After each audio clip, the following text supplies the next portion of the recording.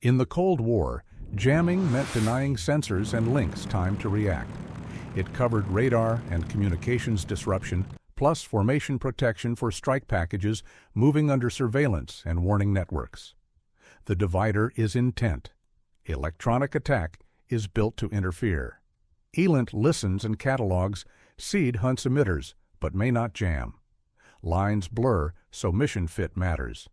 The Ilyushin Il-28 sits in the qualified lane, a bomber adapted for ECM pods. It existed to help older strike forces survive, but added drag and range limits. The Douglas EA-1F Skyraider is another qualified conversion, built around escort support.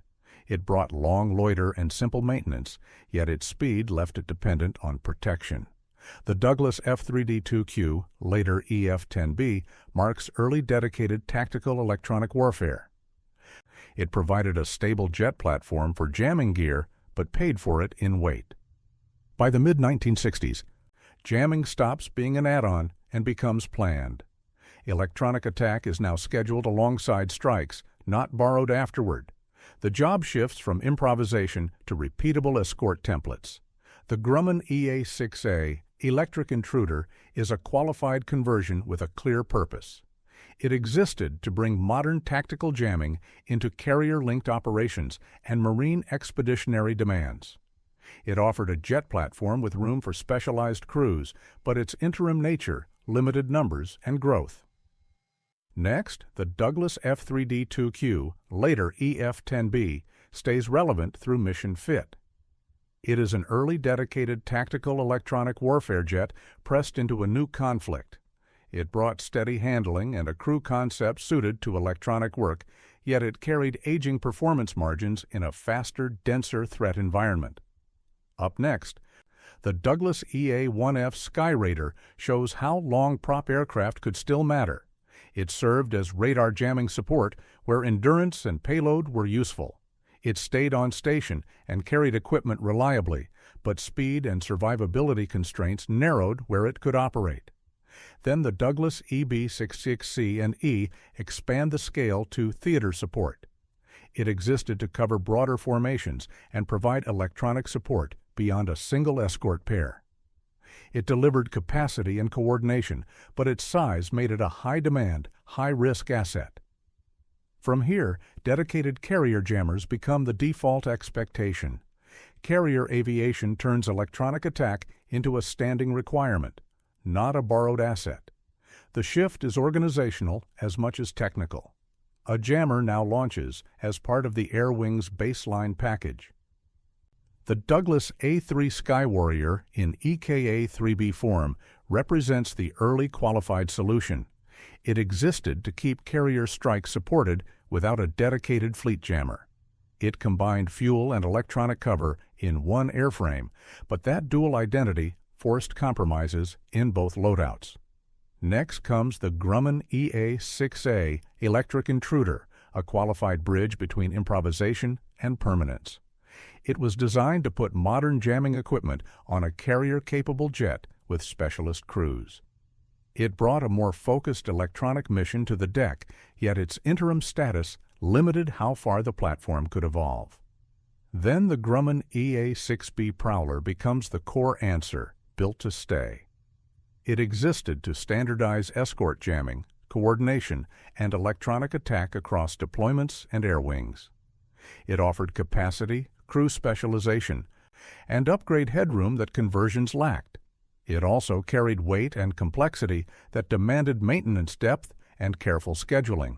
Once the Prowler is established, electronic attack stops being episodic. It becomes part of carrier doctrine, sustained and expected. That permanence sets the stage for parallel developments outside the carrier environment. Soviet electronic warfare grows as a parallel system built around formation protection and penetration. The emphasis sits on supporting bomber and missile forces against layered air defenses. Platforms often appear as variants inside larger aircraft families. The Ilyushin Il-28 is an early qualified example, a familiar bomber adapted for jamming pods. It existed to extend the usefulness of older strike units in a radar-led environment. It offered a straightforward airframe for specialized gear, but added drag and reduced margins in range and payload. Next, the Yakovlev Yak-28PP Brewer E represents a core, more dedicated approach. It was designed as a specialized ECM aircraft rather than a simple add-on. It brought a faster jet platform intended to accompany operational formations, yet its narrow mission focus tied it to specific threat sets. Then, the Tupolev Tu-16P and Tu-16PP Badger variants scale the mission up for bomber regiments. These qualified conversions existed to support long-range aviation and maritime strike concepts with broader area electronic cover. They offered space, endurance, and crew capacity, but their size and signatures made them high-priority targets. Finally, the Tupolev Tu-22P Blender E pushes into the missile carrier era. It existed to protect fast bomber operations as defenses improved. It added speed and penetration potential, but complexity and demanding operations constrained availability. With doctrine set, late Cold War specialization sharpens across both blocks. By the late Cold War, electronic attack splits into distinct lanes with clearer boundaries. Escort jamming becomes faster and more survivable. Communications attack becomes its own mission family. Training-focused EW appears to replicate threats without deploying a frontline asset. The General Dynamics Grumman EF-111A Raven is a core high-speed escort jammer built for the fast jet era. It existed to keep up with strike aircraft while carrying dedicated jamming equipment. It offered speed and altitude flexibility that earlier conversions could not, but it depended on outside sensors and planning to align with the wider package. Next, the Lockheed EC-130H Compass Call represents core communications jamming and command link disruption. It existed to interfere with coordination rather than radar tracking. It brought long endurance and mission system capacity on a stable airframe, yet its size and performance made it a standoff tool, not a close escort. Up next, the LTV EA-7L Corsair II sits in the qualified training and adversary lane. It existed to simulate electronic threats and support exercises without consuming scarce frontline platforms. It offered predictable availability and tailored emitters for ranges, but its role was bounded by training realism and limited combat intent. Then the Grumman EA-6B Prowler shows continuity through adaptation. It remained the fleet standard because it could absorb new systems across decades. It offered crew specialization and upgrade headroom, but the aircraft carried complexity and maintenance demand that shaped sortie planning.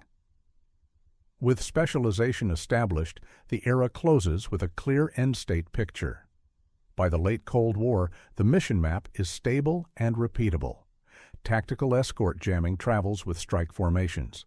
Standoff systems, target links, and coordination. Formation protection spreads across fixed-wing and rotary platforms where needed.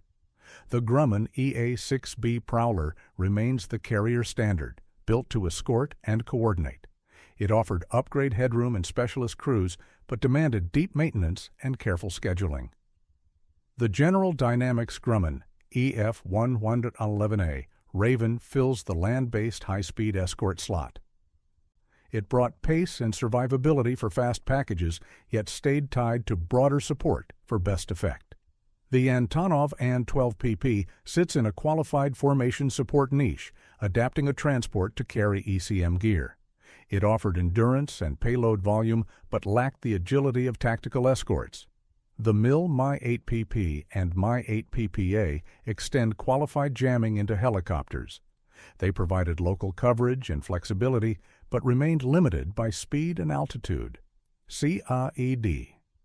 C-only shooters and ELINT collectors often get mixed in, but they stay outside unless configured to jam.